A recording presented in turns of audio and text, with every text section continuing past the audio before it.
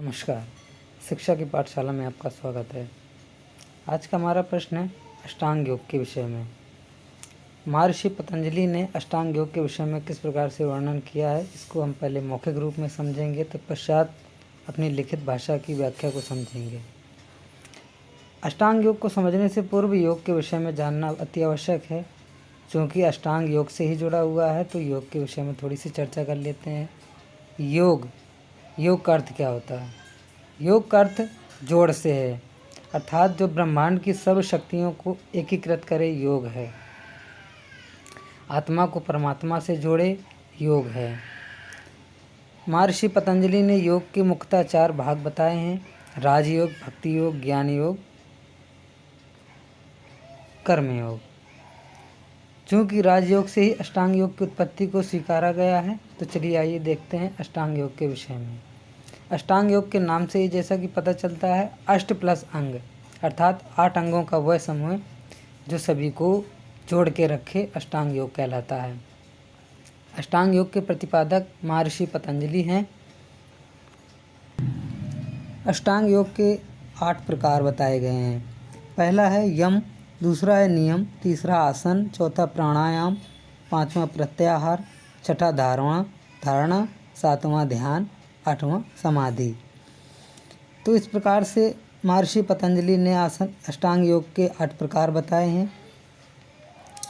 जैसा कि यम का अर्थ क्या होता है, यहाँ पर यम के अर्थ को थोड़ा सा समझेंगे विस्तार से। यम का अर्थ अध्यात्म की ओर जाना अर्थात मोक्ष की प्राप्ति है। महर्षि पतंजलि ने यम के 5 प्रकार बताए हैं: अहिंसा, सत्य, अस्तेय, ब्रह्मचर्य, अपरिग्रह। तो चलिए देखते हैं नियम। अगला है नियम। दूसरा, नियम का अभिप्राय हमारे दैनिक जीवन में सभी नियमों के पालन से है।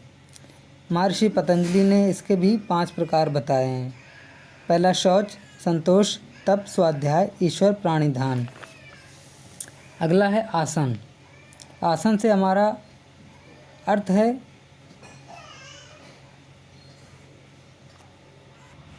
बिना हिले डुले एक ही मुद्रा में बैठना आसन कहलाता है। चौथा है प्राणायाम। प्राणायाम से हमारा अर्थ है प्राणों के आयाम से, अर्थात श्वास प्रश्वास की प्रक्रिया ही प्राणायाम कहलाती है। अगला है प्रत्याहार। इंद्रियों पर विजय प्राप्त कर लेना प्रत्याहार के अंतर्गत आता है। छठा है धारणा। धारणा के अर्थ से ही निकलता है धारण करना।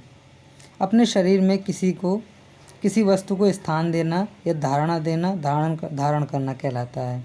शरीर के आंतरिक हो या बाह्य स्थिति में किसी वस्तु को ठहराना धारणा कहलाती है। अगला है 7वां ध्यान। ध्यान से आशय ध्यान लगाने से, अर्थात ईश्वर या अध्यात्म की ओर मन को एकाग्र कर उसका मनन करना या चिंतन करना ध्यान कहलाता है। 8वां है समाधि। समाधि से आशय मन या शरीर को छोड़कर किसी अन्य प्रवास में चले जाना समाधि कहलाता है। तो ये थे महर्षि पतंजलि द्वारा प्रतिपादित अष्टांग वक्र के मौखिक वर्णन। चलिए आइए देखते हैं इसके लिखित भाषा को किस प्रकार से हमने दर्शाया हुआ है। अष्टांग योग का अर्थ, यहाँ पर अष्टांग योग के नाम से ही उसका अर्थ समझा जा सकता है। अष्टांग अर्थात 8 अंगों वाला योग जो अपने पास समूह रखता हो। अष्टांग 2 शब्दों से मिलकर बना है, अष्ट प्लस अंग अर्थात अष्टांग।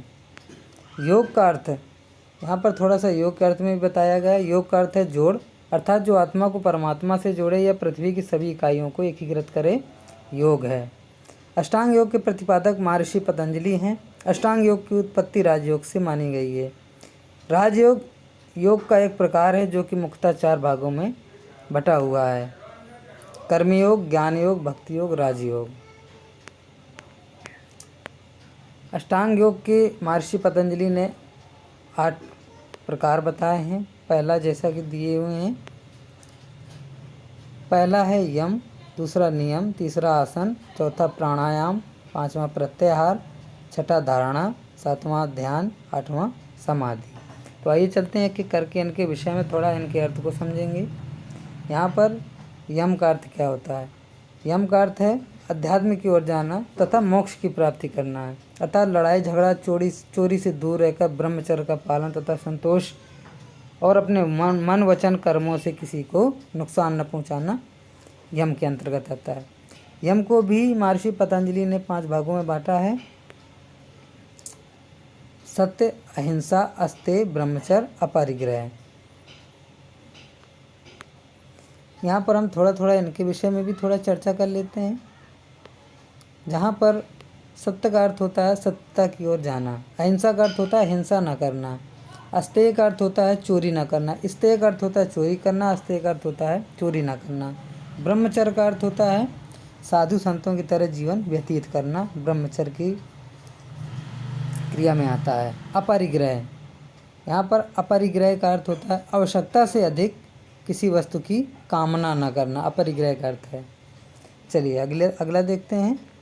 दूसरा है नियम। नियम के अर्थ से हम समझ सकते हैं कि नियम अर्थात दैनिक जीवन में नियमों के पालन करने से। महर्षि पतंजलि कहते हैं कि बिना नियम के जीवन नहीं जिया जा सकता है। अर्थात जीवन को जीना है तो नियमों का पालन बहुत ही आवश्यक है, बहुत ही ज़रूरी है। यहाँ पर नियमों के भी 5 भाग बताए हैं। पहला है शौच, दूसरा संतोष, तीसरा तप, स्वाध्याय, ईश्वर प्राणिधान। तीसरा है आसन। आसन से अर्थ सुखपूर्वक बैठने से है, अर्थात बिना हिलो डुले एक ही मुद्रा में बैठना आसन कहलाता है। चौथा है प्राणायाम। प्राणायाम का अर्थ प्राणों के आयाम से है, अर्थात वायु से। श्वास प्रश्वास के अंदर सांस अंदर बाहर करने की प्रक्रिया ही प्राणायाम कहलाता है। चाहें तो हम थोड़ा सा और बढ़ाकर इसमें लिख सकते हैं। यहाँ पर हमने उतना ही अर्थ लिखा हुआ है जितना कि आपको समझ में आ जाए। अगला है प्रत्याहार। प्रत्याहार 2 शब्दों से मिलकर बना है, प्रति प्लस आहार, जहाँ प्रति का अर्थ विलोम से, अर्थात इंद्रियों को काबू करना ही प्रत्याहार का अर्थ होता है। अगला है धारणा। धारणा से अर्थ धारण करने से, अर्थात किसी वस्तु को अपने शरीर के आंतरिक या बाह्य आवरण में धारण करना या उसे स्थान देना धारणा कहलाती है।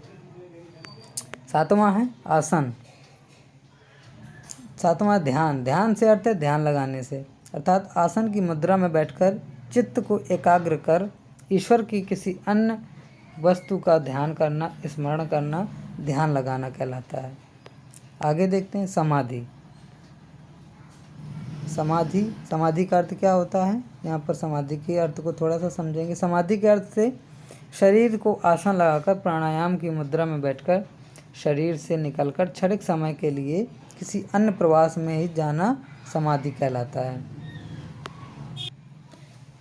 तो ये थे महर्षि पतंजलि द्वारा प्रतिपादित अष्टांग योग के विषय के बारे में। धन्यवाद।